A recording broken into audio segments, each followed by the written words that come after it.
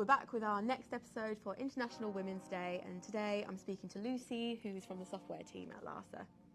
Lucy, do you think you could tell us a little bit about your job role at Lhasa and what you do on a day-to-day basis? So I work at Lhasa as a principal developer, and that means that I spend some of my time doing actual development work, which is creating new functionality, maintaining existing functionality, fixing bugs, kind of the standard programmer software development work. As a principal developer, I am also expected to guide and mentor junior developers and people in the team with less experience. I work on Zenith, which is Lhasa's forced degradation product, as solution architect and lead developer. Thanks. Can you tell us a little bit about your career path so far and how you ended up working at Lhasa as a developer? I did not start out with technology or software in mind. My original education was all science-based. I have a master's degree in physics and a PhD in astrophysics. But after that, decided that academia was not for me. And a lot of the critical thinking skills and logical problem-solving skills that you get in science and maths education transfer very well to technology. So a company was very happy to take me on and train me up. And then I just continued. I've worked in a few different companies, and Lhasa hired me around 7 years ago as a senior developer. I was particularly interested in Lhasa because of the science area, chemistry rather than physics, but still very much of interest to me. And then a few years ago, they promoted me to principal developer. Amazing. Thanks. At Lhasa, we regularly hold events to support and connect with the local tech community. One of these events that we had recently was in collaboration with Ahead Partnerships. This was Girl Tech Plus. Lucy, who volunteered for the event, is going to tell us a little bit more about that. One of the major issues that we have in tech at the moment is the lack of diversity. The UK government put out a report last year that showed that only 20 to 25% of tech employees are women in the UK.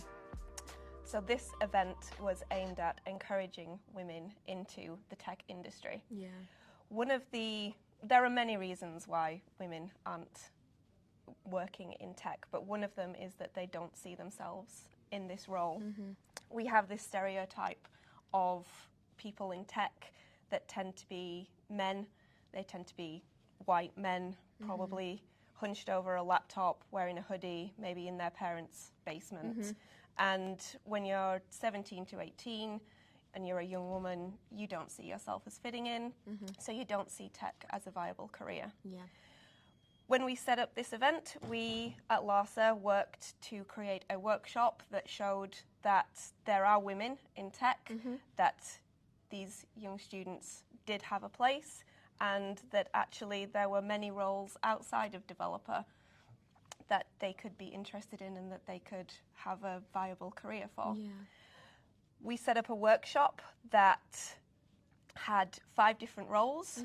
We gave them a problem and encouraged the students to split into different teams, each person taking on one of the different roles, which included developer, architect, product owner, marketing, and a couple of others as well.